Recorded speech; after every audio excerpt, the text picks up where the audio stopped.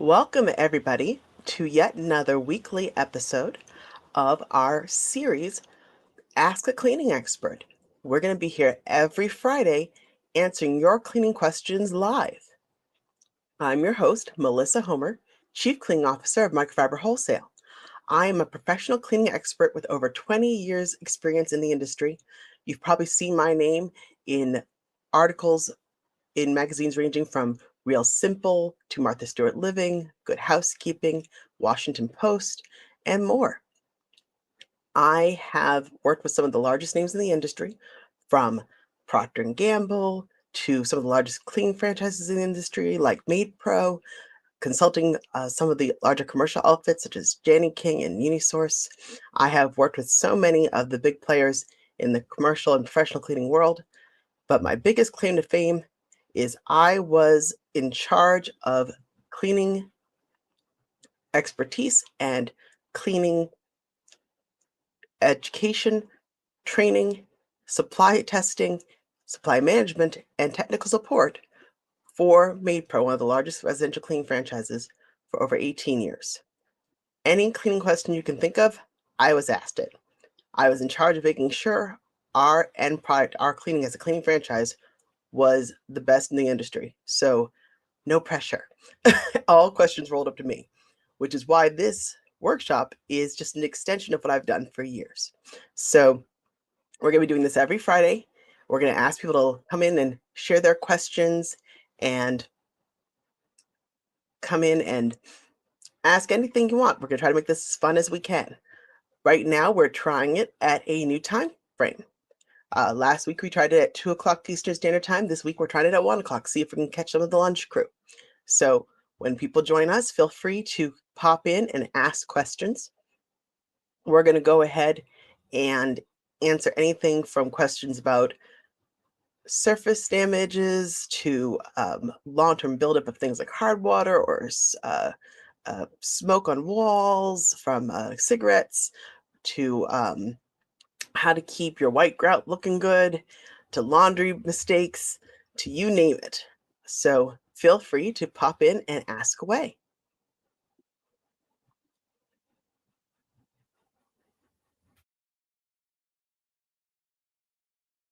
For the sake of those watching at home while we wait for some people to join us, I'm going to answer some questions that we got from our email listeners.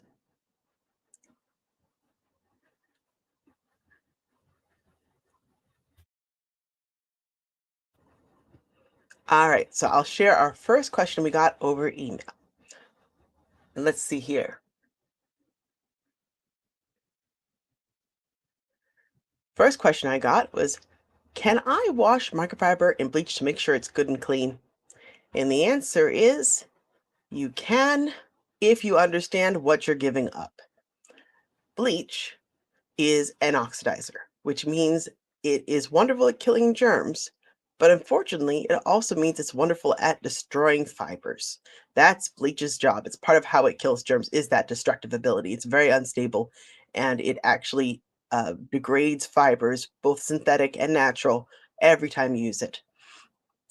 If you disinfect any fabric, particularly microfiber, with a bleach product, particularly sodium hydrochloride, it will damage the fibers and shorten the lifespan of that towel. There are other ways to achieve disinfection. The best way to achieve disinfection is through your dryer. If you can get your dryer to run for an hour at a minimum of 135 degrees, that's your medium setting like permanent press, it's enough heat to kill all the germs, but not so much heat as to melt the synthetic fibers of microfiber. So that sweet spot you want is medium heat, permanent press or synthetic fabrics. No high heat, no sanitizing wash with steam power and all the things the machines can do these days. That's going to melt and shrink your microfiber. You don't want that. But if you do medium heat, 1 hour, your germs will be good and dead without the bleach. If you're particularly concerned because something significant is going on in your home and you have some sort of thing, very contractible that you're really worried about, you can use bleach occasionally. Just understand that it is going to damage the fibers. One of the things you can do to try to mitigate that slightly is using a vinegar rinse. So if you run the wash cycle with bleach, you can then turn on the machine again with a quick wash or a rinse cycle and put in even just a third a cup of vinegar. The vinegar's acidity is going to bond to the leftover sodium hydrochloride, help pull it out of your fibers, and at least minimize the damage that that bleach will do long term, and keeps the towels from smelling like bleach too. So it will help some, but it will not guarantee. But it's the best you can do if you insist on using bleach on your laundry. Now it looks like we've got a question coming in here. Let's go ahead and share it. Let's see here. This question. Hey, Melissa, what is black mold and can it be cleaned with anything? Great question. So, black mold is it's a term that gets overused, to be entirely honest. The deal is there are thousands of varieties of mold, many of which are black in color, red in color, green in color, pink in color, all these sorts of different shades. And everyone says black mold. There are lots of black molds that aren't the black mold that people are worried about in terms of causing a respiratory illness and other issues. Um, Mold is everywhere. Mold is constant. Mold is literally part of life. Every time you open the window, you're introducing mold into your home. Every time you walk around outside, you're getting covered in mold spores. Why? Because mold is what nature uses to break down organic matter. When you go out into the woods and you see trees falling apart or dead leaves decomposing, it's mold doing the job. And so there's no end in sight to mold spores. Now, you might say, well, how come my house isn't completely covered in mold all the time? Well, it is, but not to visible levels because of moisture control and cleaning. Um, if you look at your shower, for example, and it's all wet and covered with your dead skin cells and warm and dark, that's a perfect environment for mold to grow and multiply faster. So you see the mold there. But the mold is everywhere else. Just leave out a piece of bread for a few days and see what it does. You will see mold is everywhere. So, can you clean it? The answer is yes, no, maybe so. So, the answer is yeah, you can clean it at that moment, but more is going to come in. And in terms of killing it, you can kill mold spores on a hard, non porous surface. For example, bleach, sodium hydrochloride will kill mold spores on a smooth, non porous surface. But it will not impregnate walls, things like drywall and stuff like that. You need specialty cleaners for that. And there, Carian and several others that will absorb into the drywall and kill mold there as well. But more often than not, if you have a significant black mold issue, you're going to need a professional. This is not something you're going to want to DIY. If you're talking about, a little black mold in your shower, then go ahead and use a Tilex type product to kill the mold on the surface. You won't be killing anything in the walls, but you'll be killing mold on the surface. And then you want to reseal your grout to make sure that no mold is growing inside your walls. That will cut that problem off right at the pass. But if you're talking about, oh gosh, I have mold growing in my walls, that's when you want a professional to come in, because more often than not, they are either going to have to heavily treat that wall with specialty products, and or they may have to redraw wall sections depending on how extensive the growth has gotten. If there's been any sort of flood damage and you're worried about water and moisture in your walls, you need to address it, because if it's allowed to grow ongoing, it will absolutely degrade all of the wood and fibers in your home, and eventually you'll have structural issues. So as well as the respiratory issue of breathing in all that mold spores. So the answer is yes, bleach can kill it on a small scale. Yes, you can wash it away with soap and water, but it's never going to go away permanently. There's always mold in the world. And if it's an aggressive issue, something like growing in your drywall, you want a professional. Hope that helps them. Let's see if we have any other questions coming in. While we wait, I'll answer another question from one of our emails.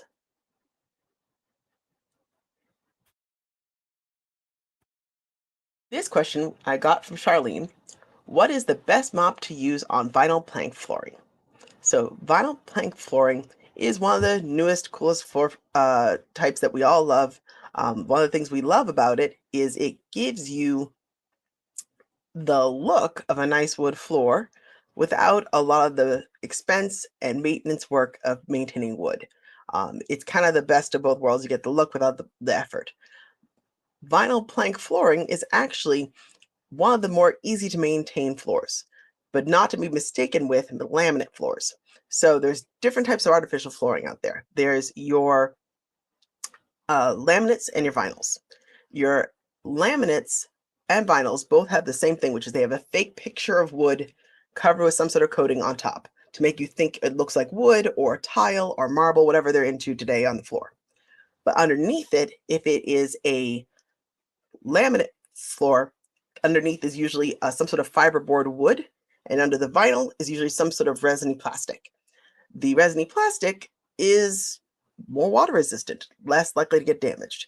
The wood laminates are much more susceptible to water damage if you get water in those seams.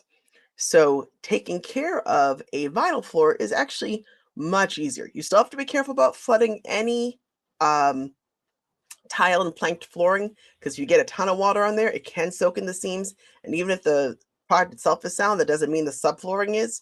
And you can cause mold and puddling and damage underflooring if you soak floors that have seams. And that's always a risk. So you should always be careful about flooding your floors with too much soap and water. But laminates are pretty easy. The problem with laminates is usually streaking because they're so smooth and flat. If you don't get all that soap and residue off, you're going to have a problem with it looking streaky and poor. And the way you solve that is with a high quality microfiber flat mop. Frankly, for laminates, it's the same answer too. A high quality microfiber flat mop will solve almost all of your hard flooring problems. And I don't say that just because I work for Microfiber Wholesale. I say that because as a professional in the industry for years, that's why I use these products. That's how I found Microfiber Wholesale. A high quality microfiber flat mop solves everything you don't like about fussy floors. For example, here, I'll show you here. This is our premium microfiber pad. You can see how dense it is and full of all this microfiber. What microfiber does is it picks up and holds on to dirt particles better than any other natural fiber. When it comes to cleaning off dirt, the way you get dirt off of things is it has to get lodged in the fibers, or it's lifted up by the soap and absorbed by the pad. The more spaces in the fibers, the more weave spots, that's where you lodge in dirt. The string itself inside is where you put the water. So something like cotton with these big strands has plenty of room for water, but not that much room for dirt. When you use microfiber, there's so many more little holes and spots for the dirt to lodge into. And because it's shredded along the side of each fiber, it actually creates a lot more friction and holds onto those dirt particles.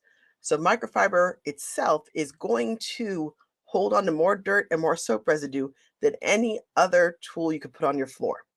And the higher the quality the microfiber, the more of it you're getting. Means with every stroke, you're getting more dirt off the floors. So if you have that laminate flooring or that vinyl plank flooring, a nice premium flat mop head, rinsed and wrung out well so it doesn't get too wet, can take all the dirt and soap residue off that floor with just water. If it's really far gone, you can use a little neutral pH floor soap, and that floor will come out brilliantly every time. All right, we got a couple questions building up. I want to make sure I keep on top of this here, so let me do so. Next question. How can I clean very surface level smoke burns on a white wall? Oi, no fun. I'm so sorry, Renee. Hopefully everyone's okay and nothing too bad happened. So the question is, how do I clean off soot and burn marks and things from a wall? And the answer is magic eraser. The magic eraser melamine foam is basically, if you looked at it under a microscope, it looks like you took a glass of milk and blew a bunch of bubbles in it. It's a bunch of little white bubbles, but they're hard crystal bubbles. So as you rub, they pop and become little shards, and you're actually sanding the surface with those shards. So as you rub, you're actually sanding the top micro layer of paint off that wall. It's like an exfoliating facial basically for your wall. So that soot and that burn mark that you're seeing on the wall, if you just dampen your magic eraser, swirl, check, you should be able to get that all off. You'll notice how I kept telling you to swirl, check, swirl, check. That's because it's sanding the surface. If you just sit there going like crazy forever, you can end up sanding off all the paint and getting down to the primer, which nobody wants to do. On a white wall, it's not as big a deal because the primer is probably white as well. But if it's on a colored wall, you will see the difference and it's no fun. You have to go repaint that section, which you don't want to have to do. So swirl, check, and know when to back off. Now, speaking of smoke damage, if you've got a lot of smoke damage, if you've got a, a smoker that's left smoke stains everywhere, or if you have a wood burning stove and it's left a lot of smoke stains in the wall or a fireplace or anything like that, the product you want to get rid of the creosote, that is that black smoke stain that you're seeing, or that tarry look stuff that you're seeing, that is taken off by something called trisodium phosphate powder, TSP. You can get it at any local hardware store. It's potent stuff though, so that's the land of goggles and gloves, so don't mess around and don't say I told you just to go dip in your hand in it, okay? So goggles and gloves, but like whatever it says in the back of the box, but it's like a couple tablespoons per gallon of hot water, and it will take off any sooty, gross, black, tarry, smoky mess you've made. Easy peasy. But be mindful that stuff's pretty potent, so we don't want to do that to the environment all the time. We're not using that as a regular cleaner. We're using that as an intervention to save a surface, which is always greener for the environment when you're able to save something, as opposed to, oh, I'm going to use a gentle cleaner, it doesn't work, I have to get a whole new thing. Let's see. Next question here. How judgmental are cleaning companies when they come into our homes? Should I be pre-cleaning before they show up? Oh, great question, Eric. And so lovely of you to be concerned. I know a lot of people get cleaning anxiety, as I call it, where they want to hire somebody professional to help them, but they're embarrassed about the condition of their home. And, to be quite honest, it's job security for us. We like when you're dirty because that means you need us. And Lord knows there ain't nothing we haven't seen before. It always, frankly, makes me chuckle a little bit when people are like, oh, but the condition of my home. And you're like, dude, you have not seen what we have seen. Your home is actually just fine. And even when it's not, that's just fine too. Part of the world of professional cleaning is restorative cleaning. Depending on the company you hire, they may not do that work. Some do, some don't. But restoration cleaning is a part of our industry, and it's a life-saving part of our industry. If people are suffering from mental health or physical ailments, or becoming elderly and unable to care for themselves properly anymore, their homes can get to a very dangerous state of contagion and hoarding and soils, and it's an unsafe place for the person to live. And that type of work is life-saving work. And if a cleaner is in that profession, they've already been thoroughly trained on how to handle that situation to make sure that person is being cared for with compassion and dignity. And if you receive anything less, walk, because there's plenty of other cleaners that are happy to do that work. We pride ourselves as professional cleaners in the industry on saving people's lives. There are people that are suffering from depression, people that are going through cancer, people that are, sort of teetering on the edge of whether they need to be moving on to a nursing home or staying in a home. And a cleaner can be the difference between them staying and going if we do it right and if we treat people with compassion. So if you receive anything less than that, Eric, if you go looking for a cleaner, walk. There are plenty of other amazing cleaners that will gladly treat you with kindness. Now, that being said, if you're hiring a cleaner for recurring work and you want to get the most bang for your buck, there is a little value to that pre-cleaning idea, but not what you think. If you want to get the most out of your house cleaner, you want to housekeep before they house clean. Now, notice the words I use there. Housekeeping and house cleaning are two separate acts. Housekeeping is the return of order, putting things back where they belong. House cleaning is the removal of dirt and soil, getting everything clean. If you're hiring a housekeeper on a regular basis, they don't know where your stuff goes. They don't live there. So when they get to your home and you have all this nonsense on the couch and on the counters and on the floor, they end up in a guessing game trying to figure out where to put this stuff so they can clean. And more often than not, they end up folding dirty clothes, trying to make it look neat, and rearranging papers that belong in the other room, and doing all this stuff to try to make it look good because they don't know where the stuff goes and they don't want to hide it on you putting it in the wrong spot.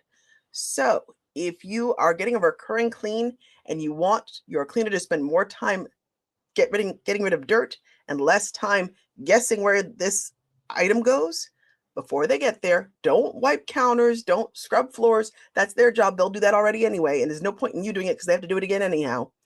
But spend your time taking all that stuff that's around and putting it away. So if you've got stacks of papers and dirty clothes and kids' toys, just put them away. Don't clean, but tidy up. And that way your cleaner has open room to go ham and clean and scrub and make your house look glorious. However, if that's what's keeping you from hiring a cleaner because you're struggling mentally, please don't let that stop you.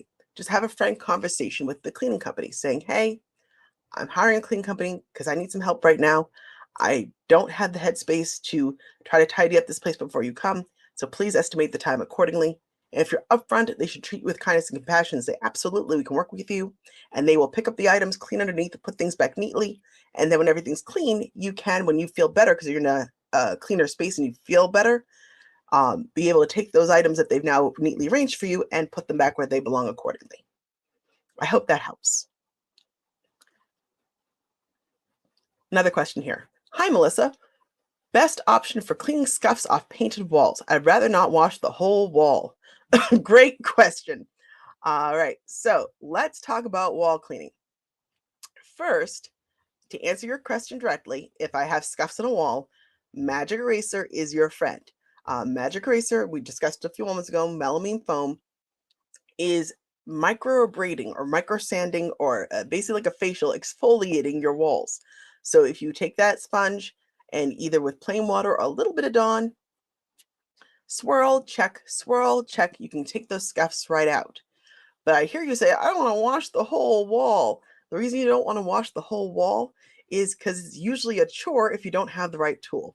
So I'm going to shamelessly plug because it changes your life once you realize it's just that you have a bad tool. I want to show you how easy it is to mop your walls. So if you want to mop your walls and not hate it, what you need is our mop frame. And I don't say that because I work here, but because I used to use it for years. So the mop frame for Microfiber Wholesale has something unique called the swivel lock, which we designed to help you clean walls. So I'll show you how it works. If I take it off and put it back to normal open position, this mop head is going to swivel around easy peasy like any normal mop would, so it can go anywhere I want to go, right? Nice swivelly head. But if I turn it back on and I just hold it and twist it. Oh, sorry, gotta get lined up. There we go. Now it won't go side to side anymore. It just goes forward and back.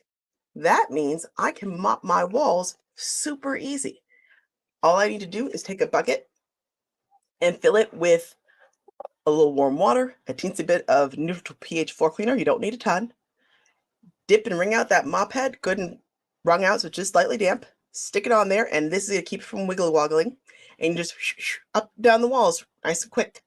It honestly should take you moments. We make a mini head that's like 10 inches if you want to navigate. You have lots of art and pictures and stuff.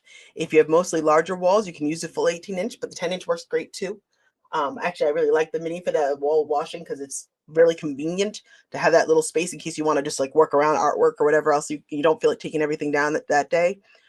A quick wash down, recurring, doing it often, not waiting until the walls are absolutely gross, can actually make the work super fast. And then your walls never get that dirty in the first place.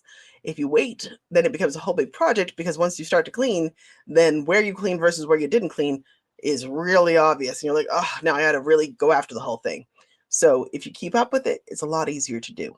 So yes, you can totally take care of the scuffs with the Magic Eraser, but don't be scared of washing your walls. Just get the right mop head and it'll be a lot easier for you and your walls will look great all the time. All right, let's see. Next question here. Can you talk about the pink stuff cleaner? Have you used it? What is it? Great question. So the Pink Stuff, no offense to them, they're lovely. It is a detergent cream, like many of the others. Um, it's good stuff. Don't get me wrong. The Pink Stuff is good stuff. Um, for me, because my commercial background, I tend not to lean on stuff like that because there's a lot more. How do I put this? There's more high strength products out there that are cheaper for a commercial entity to use at scale. The Pink Stuff tends to be a little pricey for the little tub that it is. And a lot of what you're paying for is for them to make it convenient for you to use. So if you get something like my personal favorite, which is Barkeeper's Friend, you get that powdered oxalic acid and feldspar that gives you that polish and scrub, that gives you the acidity, that gives you the detergent, and it's concentrated enough that I can put a little water in or a lot of water in, depending on my situation, and get just as thick or creamy or smooth or liquidy a substance I want to clean whatever it is I'm trying to clean. The Pink Stuff is made to be creamy and convenient. So you can take a little scoop and scrub and do your thing. It's made for consumers to be able to do their job easier because it requires less manual mixing. Um, but it's the same old detergent mix and very fine polisher's grit. It does work, it does a good job, nothing wrong with it. I just think they're a little more marketing hype than they are actual substance, but that's just my opinion. I tried them, I liked them, but I wasn't like, oh my gosh, this is changing my life. Sorry. For those that love Pink Stuff, please don't come at me. It's perfectly fine product. It didn't blow me away because I've used such more aggressive commercial chemicals before. Um, let's see. Love these. Which thing were you loving? I didn't quite see yet. I must have missed when you made that comment. I'm curious what product you were loving. It was the Magic Eraser. I'm with you. And our mop heads are pretty killer too, so I'm not sure which one you liked. Let's see here. I don't like using strong chemicals in my home, but do natural alternatives effectively clean areas like toilets and floors? Great question. And the answer is yes, depending on what you're looking to do. So, natural products, I'll put the in air quotes. How do I put this nicely? There's a lot of marketing terms that go into green cleaning and it gets consumers confused. So I want to make sure I'm clarifying with you what you're asking for. If you're looking for environmentally responsible product, it can be made in lots of ways. There can be natural products that are derived from actual plant matter. So it might be um, tea tree oil or vinegar or things like that, where it started as a food product and is turned into a cleaner, or some sort of plant matter. You can also have laboratory chemicals that are absolutely uh, lab made, but are zero impact on the environment. They're very safe. For example, like Dawn dish soap. It is safe enough that they use it to clean up oil spills and wash off all the animals. It does nothing to the environment, but it is chemicals. So it depends on what you're looking for. So in terms of taking care of your home and you don't want to use strong chemicals, there's multiple ways for you to go. I can tell you that naturally derived products absolutely can do work, but you're going to get simpler formulas, and I'll explain why.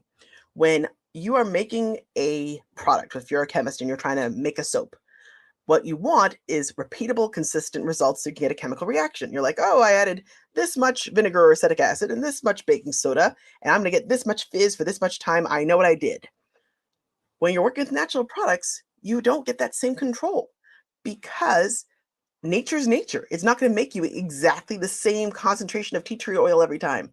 If you're extracting things from natural resources, sometimes they're going to have different minerals in them, different quantities of different minerals in them, different strengths. So they can't really go for that sophisticated a formula when they're working with just naturally derived extracts. When you go the way I was mentioning before, which is laboratory chemicals that are consistent but no environmental impact, like a Dawn dish soap, you can get that repeatable, exact, precise science, formula that they know they can count on, so they can give you a much more complex formula that does a lot more without worrying is it going to come out funny. So if you're looking for, you don't want strong chemicals in your home, I encourage you to look at green lines that are chemical based but are responsibly made. For example, the Clark's Greenworks line, the Method line, all make great green products that are very gentle, very good for the environment. Seventh Generation also makes a wonderful professional line, but they are made with actual chemicals that are laboratory made, but they are very low environmental impact. Now, the ones that are naturally made, like Mrs. Myers, things like that, they certainly or Thieves, what have you, they can work. It's just going to be much simpler formulas. So they're not going to have that complex design that allows you to degrease and do glass and disinfect and all those things all at once. It's going to be much more elbow grease, frankly.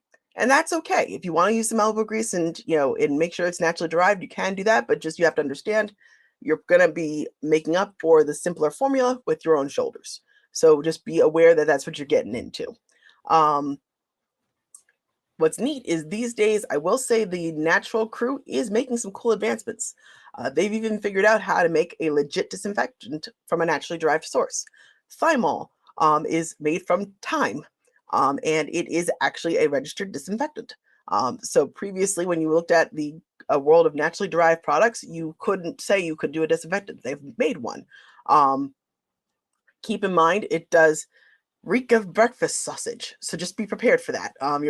Your bathroom will smell like breakfast sausage when you're done, but it will disinfect. So there are even green alternatives for disinfectants these days as well, which is pretty darn cool. Just be mindful that, again, when you're working with the naturally derived versus the chemically derived, you're going to get much simpler formulas, and it's going to be a little more work. Let's see here. We here with a wood stove and we get a layer of soot on our walls and windows. Any advice? Stacey, I wish you'd been in here 2 minutes ago, but I'll review it because I want to make sure you hear about it. The thing you want for soot on the walls and your wood stove, you probably have that glass that's all brown and anything like that. That's all creosote, which is the when you have smoke and the smoke has that vapor with all the grease and the whatever to it, that is called creosote. And it's sticky and it's sooty and it gets everywhere and it holds on and it's a pain in the neck to get off. The thing you want is trisodium phosphate powder, TSP. You find it at the hardware store. It's a cheap little box. It's a potent product though. So please read the back of the label and wear all the appropriate safety equipment. That means goggles, that means gloves. And it's like tablespoon or 2 per gallon of water. Don't overuse it. That will take all of that stuff right off. Please keep in mind, though, that this should be a restorative product we're using rarely, not a regular cleaning product. With great power comes great responsibility. TSP, if it's used too frequently by people, can actually start to cause more algae to grow in the water. It's a weird thing, but it does. So back in the day, they were like, this product works great. Let's throw it in everything. And it was not good for the waterways. Now we still keep it because we need it. It's an important product in maintaining surfaces so they don't get thrown out, which is always more green than choosing not to use a certain chemical. Using it responsibly so you can keep that surface sound is always the greener choice. So a little TSP powder, make sure you're not repainting your walls, is worth it. But use it responsibly, use it only when you need it, and get all that soot off, and then you can maintain going forward. Let's see here. My cleaners once tried to organize the table for me. I left them a note to just move along and ignore the table when I was covered with stuff like that. I like you said needed to clean. I like that you said that they needed to clean, not organize. Yes. So, Fran, you're talking real life. I will tell you, as a professional cleaner, if I have not had a thorough conversation with you, it is very likely I will try to organize your stuff you don't want organized. This is why it's so important, if you're hiring a professional cleaner, to have a level set with them before they start their work to make sure everyone's on the same page of what you want done. A good professional company is going to give you some sort of checklist. MaidPro had the 49-point checklist that we were super proud of and I loved. But lots of companies have a checklist so that we can all get on the same page and say, I'm going to do this to this surface. I'm going to do that to that surface. Is that what you were looking for? Is there anything else you want touched and cleaned? And how do you want it cleaned? So you as the consumer can review and say, oh, you're going to straighten and organize all my tables.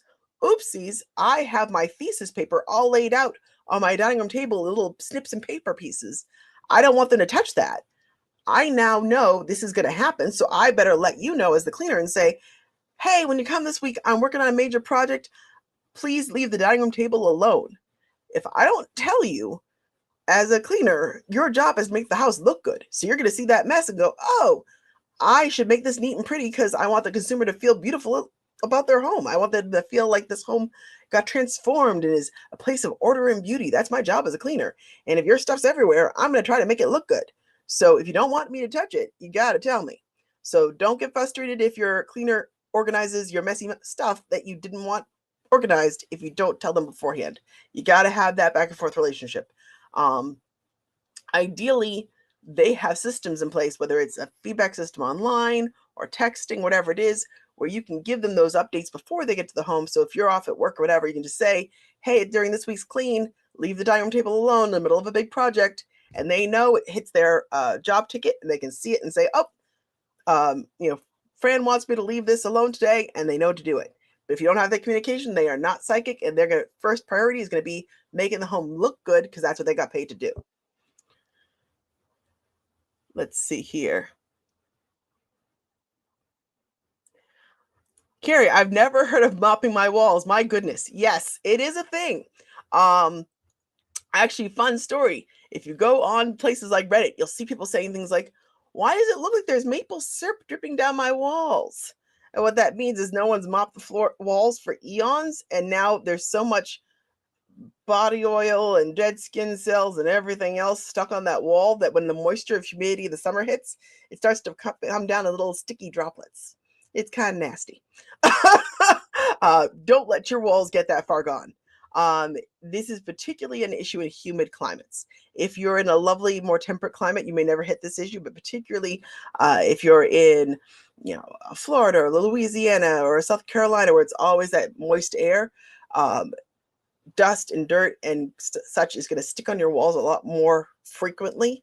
And it can build up pretty bad because now all the dust and dirt in the air is now sticking to that moist wall. And it can get pretty gross if you don't keep up with it. Now, you're not mopping the walls every time you mop the floor. You don't need to be that frequent. Vertical surfaces are great. They are, dirt's going to mostly fall off.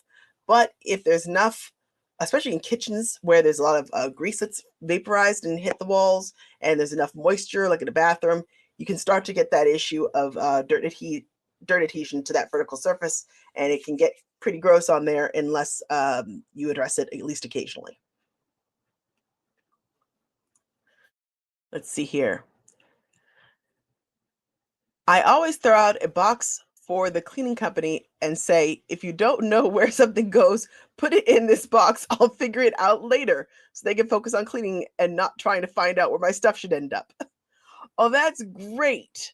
I love that. What a great solution, Eric. So, honestly, Eric, that sounds exactly like some advice I've written in some of my best articles. If you are cleaning your own home, my best advice I always give everybody is your laundry basket is your best tool in helping you clean more efficiently. No, really, your laundry basket.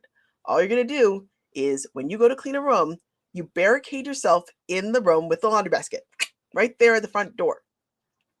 So when you're cleaning and you find things that don't belong in that room, you can't leave. You take the item, you put it in the laundry basket. It keeps you on task. It keeps you from getting distracted. It keeps you working that room from top to bottom till it's gloriously clean. And then you take the basket and move it with you to the next room. And you keep doing that till you're cleaned all the rooms you plan to clean on that day. And now you've got this basket full of all the missing items that don't go where they're supposed to go. And you've got it in an easy, convenient basket. And you can go around playing Santa, delivering all the toys to all the right rooms. And if you know there's something in there that belongs in the room you're cleaning next, it's already there with you. You can just bring it along with. But that barricading yourself in with that basket keeps you from half cleaning all the rooms, running around putting things away and getting distracted and forgetting where you were in the process of cleaning. So that basket works great for you if you're cleaning your own home. And for your professional cleaner, if you want to develop that system with them, I love it. Telling them, hey, if you're cleaning and there's something you're not sure where it goes, throw it in this basket. I'll figure it out later. That is a great solution, Eric. I love it. And great advice.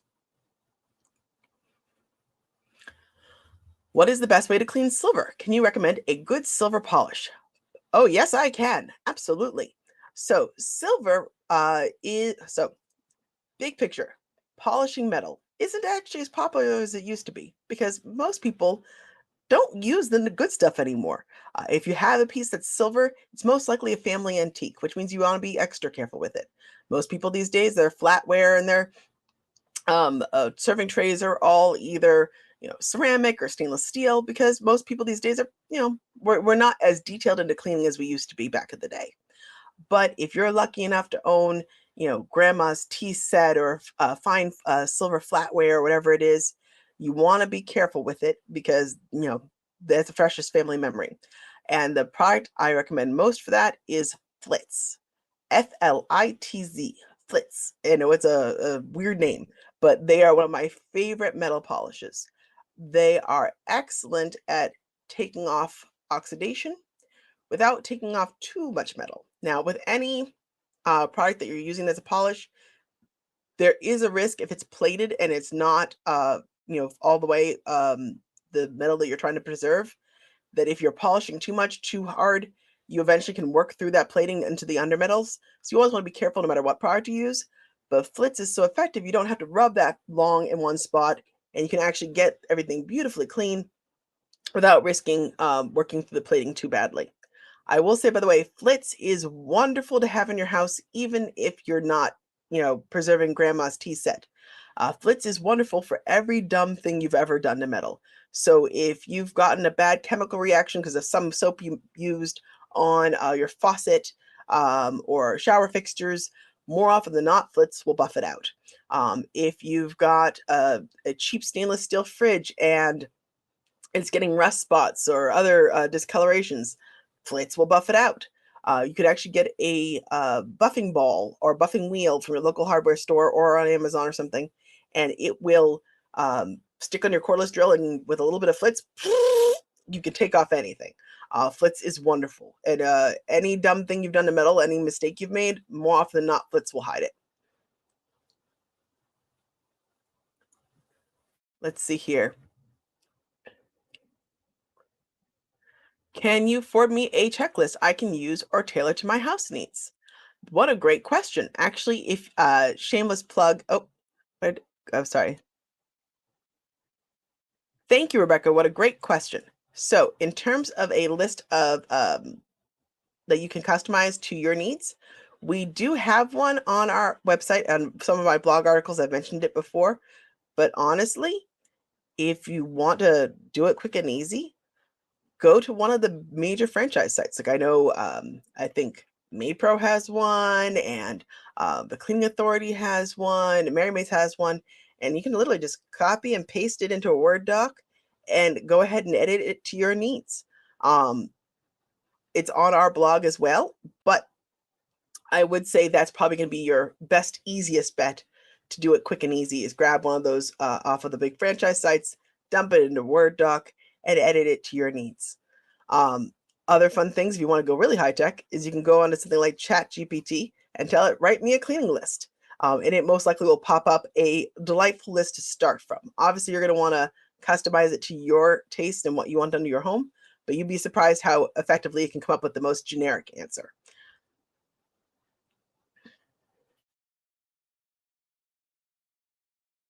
What's the best way to maintain the cleanliness of your oven? I always feel like such a overwhelming chore, either with awful smelling chemicals or scrubbing forever or both. Wonderful question, Lynn. So let's talk ovens. The reality is you dread oven cleaning because you dread oven cleaning, which means you don't do it often enough, so you make it a miserable job. I'm not judging you specifically, but I'm telling you about everyone that asks me this. It's always the same reason. For example, if you never brushed your teeth and you only went to the dentist after it finally started hurting and was completely disgusting and gross, you're going to be in that chair for a while they fix it, aren't you? But if you just brush your teeth every day, is it a big deal? Heck no. Same thing when it comes to oven cleaning. If you wait for the oven to absolutely be billowing with smoke and covered with, burnt on pie drippings and God knows, and it's an absolute greasy, burnt on disaster, you're going to be scrubbing a lot longer. It's going to be a much bigger chore. If you keep up with it, it's way easier. So, how do you keep up with it? And the answer is A, the self clean cycle. Yes, that's what it's there for. And B, low fume oven cleaner. When it comes to the self clean cycle, I know a lot of people are scared of it because it's high heat. I get it. But if you've got a newer oven and you want to get in the habit of maintaining this thing on a regular basis using the self-clean cycle will save you a lot of headache and heartache. It just runs and you wipe out the soot at the end, and it's very easy because it's burned everything down to a nice fine powdery soot. So it's much easier to do than all the scrubbing. But if you got an older oven, that rightly so, you're scared to do it because it's going to be a big billowy smoky mess. And often if it's an older oven, there's a risk of messing with the thermostat running that high a heat.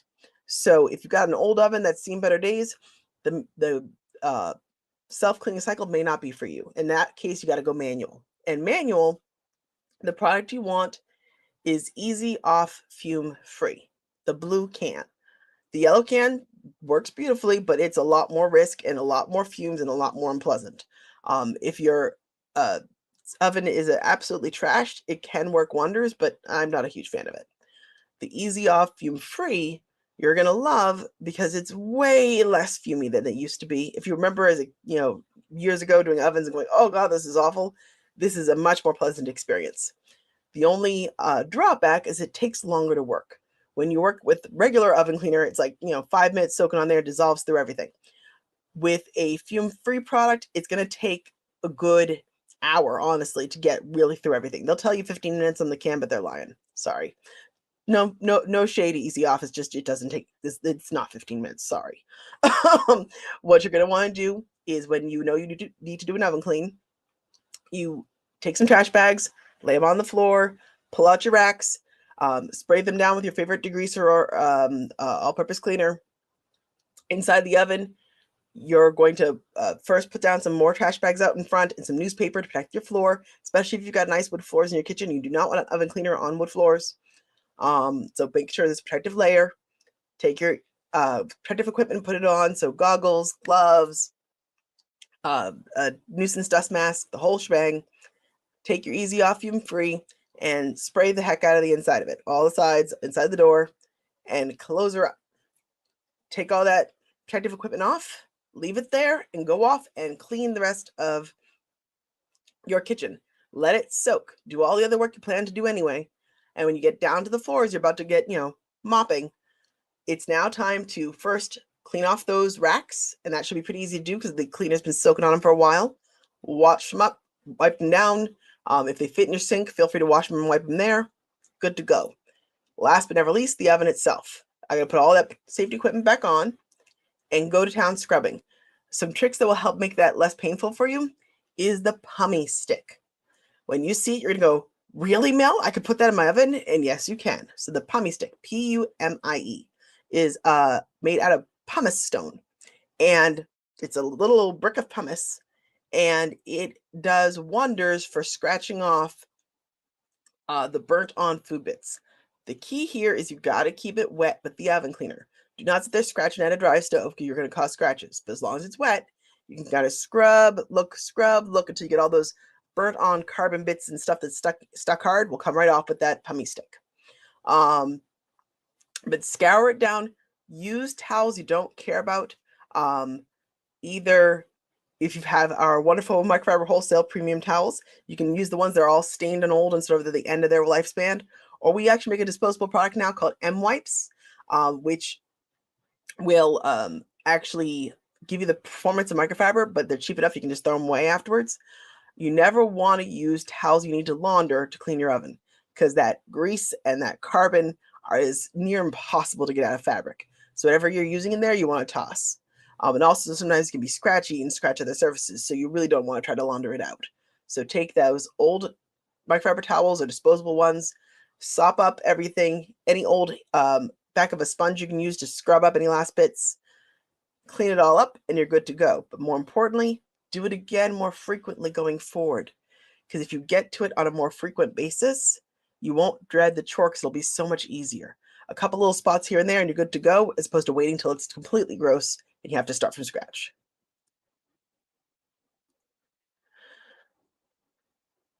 Oh, we already had that question. My apologies. There we go. What do you use on laminate floors to remove leftover residue and streaks? Great question. So when it comes to laminate floors, leftover residue and streaks really comes from not having the right mop. If you are cleaning with a high quality mop, you should not be leaving residue and streaks. I showed it before, but I will gladly show it again because it's important. High quality microfiber is going to grip on and hold on to not just dirt particles, but also soap residue. When you use a high quality mop, the soap residue and the dirt and the germs all get lodged in those microfibers and it holds on like a burr. It actually causes friction so it can't redeposit out. If you're using a cotton mop or a Swiffer Wet Jet or any of those products, um, they don't have that adhesion. They don't have the ability to hold on to the dirt. They will redeposit down and you'll end up with those streaks. The other thing that's causing the streaks is you may not be rinsing and rinsing your mop head often enough. I see this all the time where people decide, oh, I'm going to mop today, and they plunge and they dunk and they swish, and they plunge and they dunk and they swish, and they're leaving all this water everywhere, and they're not absorbing the dirty water. When it comes to cleaning, cleaning is the act of absorbing dirt-filled water. Slopping down water is just application, okay? So putting that soapy water or water down is just the application of the soap. Cleaning is the act of absorbing and removing that dirt-filled water. If you're leaving your floors sopping wet when you mop, you are not removing all the dirt. You're leaving soap residue behind. You're leaving dirt behind because you didn't absorb it into the mop pad. You should be rinsing and wringing out that mop pad with fresh water and going over it so that things are basically barely damp, not puddly wet. If your floor is wet and shiny, you're leaving too much water. Go over it with fresh water and a well wrung out mop head and mop that all up, and you won't have the residue. If you see the residue, it's no big deal. Just take a fresh mop head, rinsing it out with fresh water, and go over it one more time real quick, especially if it's good microfiber. It should pick up the last of that residue and you'll be good to go. Especially things like mirror tiles and laminates that are very fussy about the streaks, you really want to make sure you've gone over it with fresh water, wring it out, and go over it one last time. Actually, if you have high enough quality microfiber, you can just go over the floor with just water so you don't have any soap residue to streak. If you do it frequently enough, that mop can actually keep the floor clean with just water. If it's been a while, you will need the soap, but if you're doing it frequently and for maintenance, that will work wonderfully for you. I have a second, I second the oven question. I have an oven cleaning on my spring cleaning checklist and I'm dreading it. Yes, as I said before, if you're dreading oven cleaning, it's because you've been putting it off for too long. Try to stay on top of it more frequently and it will be way easier going forward.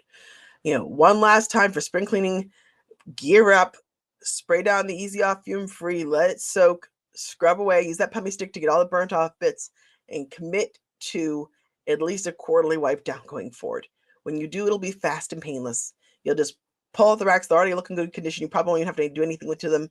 You'll spray a little oven cleaner on the trouble spots, close it up, do your thing in the kitchen, come back, scrub those little bits, wipe out, use a little all-purpose cleaner to do some final wiping to make sure you got rid of all the residue, and you're done fast. It's easy when you stay on top of it. Lol, you just called me out on with the oven cleaning. I'm guilty. I just bought the yellow Easy Off too. Oh no, I'm so sorry, Candace. So don't feel bad. Honestly, you're like everybody else. Most people put off oven cleaning to the end.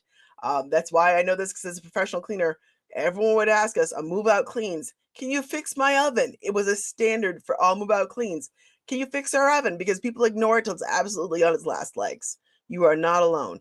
And when you're in that state, you absolutely do need the yellow Easy Off more often than not because it's gotten really bad. Now, the blue can do it too. It's just going to need even more time soaking. So if you've got the yellow can, don't be afraid to use it up. Just make sure you've got your safety gear on and well ventilated. Oven hood on, windows open as much as you can, because that stuff can be pretty fumy. Pro tip for using the real traditional yellow can Easy Off or any other traditional oven cleaner. Please hear me on this one. Goggles, gloves, all the mask, all the PPE, but you want to add trash bags layer in front of your stove, newspaper on top of that, and a damp microfiber towel that you've rinsed and wrung out and left right there beside you. Why? Because oven cleaner dissolves carbon. Guess who's also made of carbon? You and your cabinets and your wood floor. They're all going to get dissolved by the oven cleaner if you don't move fast. That's why I want that damp rag right there. So if I'm spraying inside my oven and I accidentally spray a little onto those wood cabinets, I got the damp rag right there, immediately wipe it off. If I'm scrubbing in there and it goes past my gloves and gets on my upper arm and I get some oven cleaner on there, immediately grab that damp rag, wipe it off, and rinse and wring it out. You want that rag there to be on the problem in seconds. The faster you move, the less damage gets done. You'll have no burn if you wipe it off immediately. If you're like, oh, wait, I'm wet. I wonder what that is. Oh, wait, that oven cleaner, it's starting to sting. And I'm running over to the sink, I'm already burning, okay? It's already too late. Fun fact, you don't want to hear this, but the highly alkaline cleaner that is a traditional oven cleaner, what's happening on your skin is it's actually turning you into soap. Yep, it's saponification.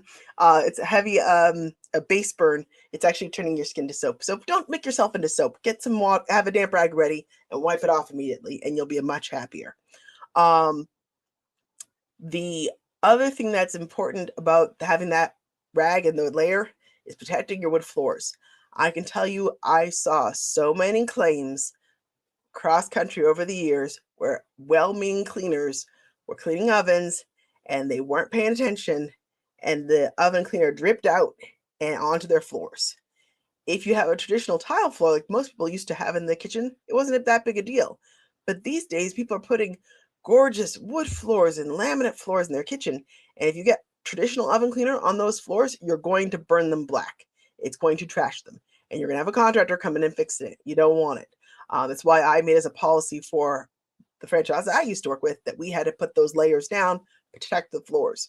And I actually switched us to less aggressive cleaners for that very reason, because just inevitably, if something spilled the wrong way or splashed, I didn't want any more floor damage. So be careful if you're using that yellow can.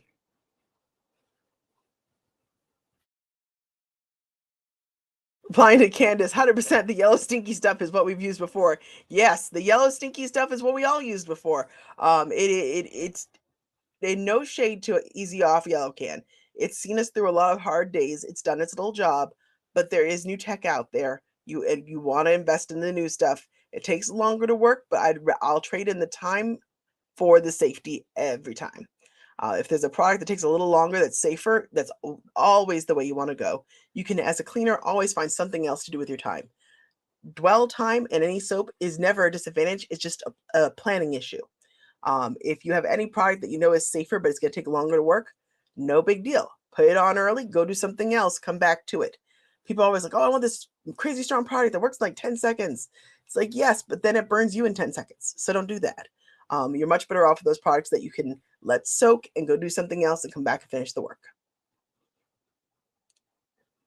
All right, so we are getting to close to the end of our hour. Are there any other questions that people have for us out here? If not, I will gladly pull one of our questions from one of our emails. All right, I've got one here from Mr. So I won't use names.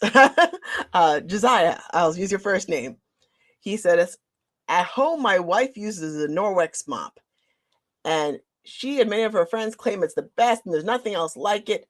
So my question to you, is there really a difference between the microfiber mop from Norwex and the rest? Or are they spending a bunch of money? I'm sorry, spending a lot of money buying Norwex mops instead of yours? Great question. I'm trying to read off the email here. So, Norwex mops. I'm going to go there. Here's the deal. Norwex smart marketing team basically took claims that are true of all microfiber and made it sound like it was unique to them. Our microfiber takes off 95% of dirt and germs. We all do. We're all microfiber. That's how microfiber works. EPA testing has shown that microfiber will grab on to 95% of dirt and germs, up to 99%, depending on the quality of microfiber and density of microfiber you're using. That's true of all microfiber.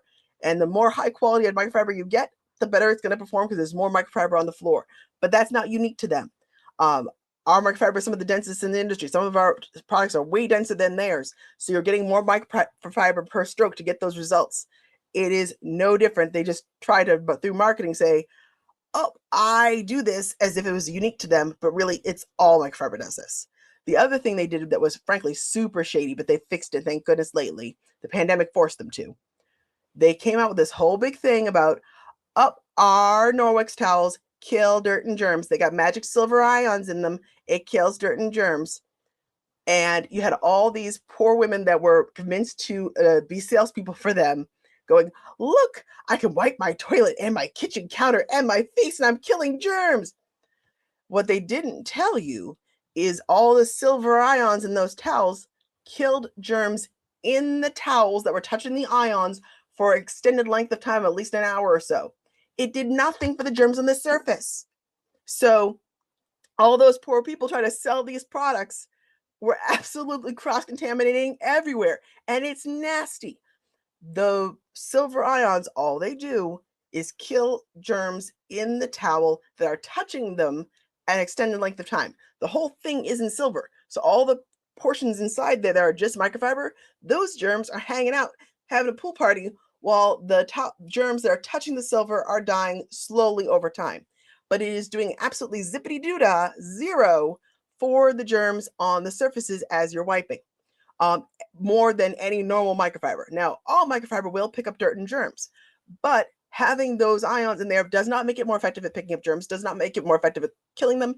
It just means the germs in the towel will die if they're left there. But you know what? You just wash the towel.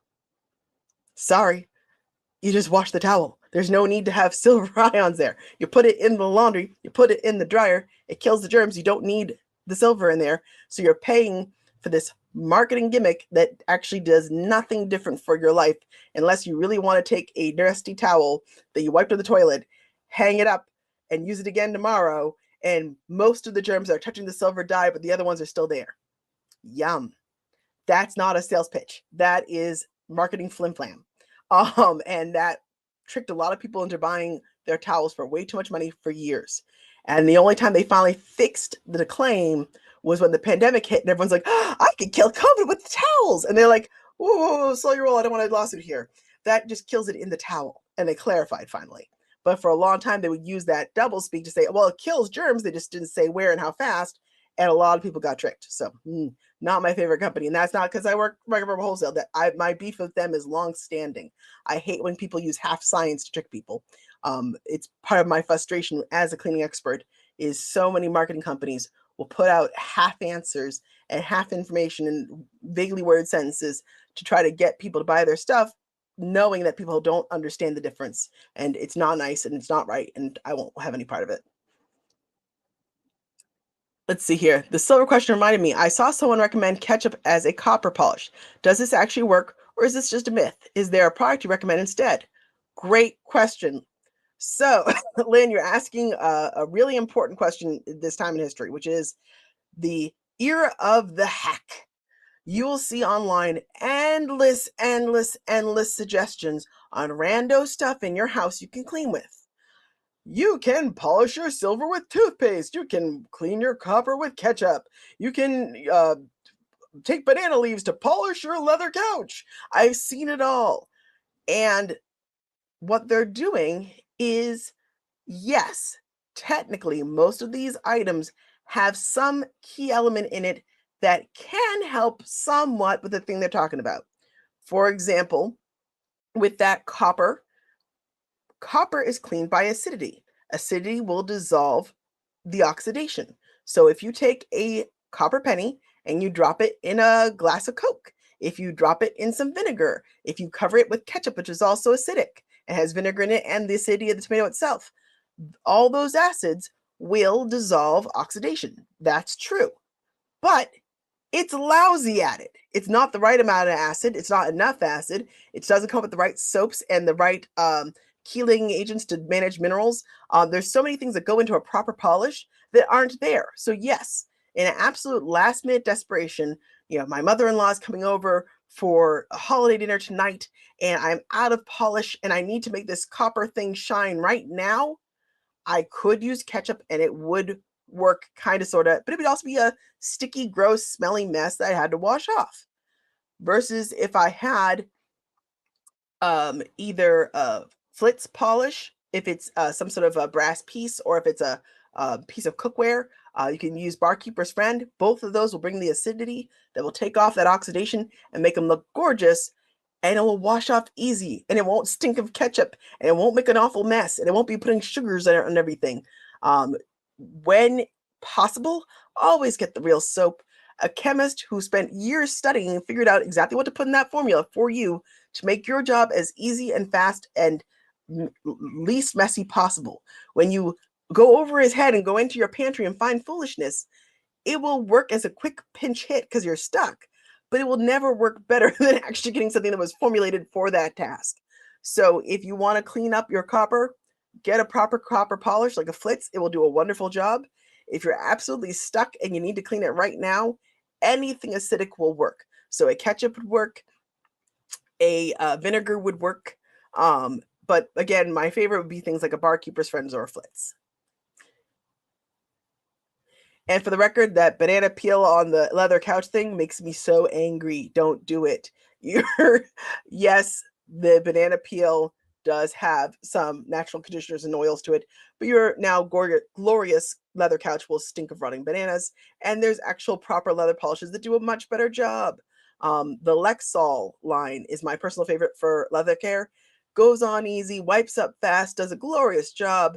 Was originally designed for auto care, but works on every piece of leather you ever asked for. Quick and easy, and you will not smell of rotting banana peel. All right, so we have hit the hour mark. If there aren't any last questions, I will end us for today, but I do want to make sure I share with you guys our promo code. If you are kind enough to hang out on our show tonight, you get a special promo code just for our viewers. Great Question 15 takes 15% off, lasts all week long. So if you see this in a recording, feel free to check it out. This is for anyone that's seen our go lives as a way to say thank you for hanging out and asking questions with us. Please share this video with your friends, share it on your own Facebook wall or YouTube so that you can come back and find the answer to these questions and refer to all the products we discussed today. And also so you can let your friends know, because we're doing this every Friday, 1 o'clock Eastern Standard Time. We're here to serve the community. I am going to be working with Microfiber Wholesale, doing lots of fun things. We're going to be interviewing cleaning companies. We're going to be writing blog posts. We're going to be doing lives like this. My goal is to get expert cleaning advice available to everyone. Instead of back in the day when you had to be part of a big franchise and have a lot of money to join with royalties to get expert advice, now I want that expert advice to be available to anyone that just wants to take some time, hop on online and get direct answers from someone that knows what they're doing. So thank you for joining us. I hope you have a great time. And again, hope to see you here next week. Signing off, and thanks again for coming.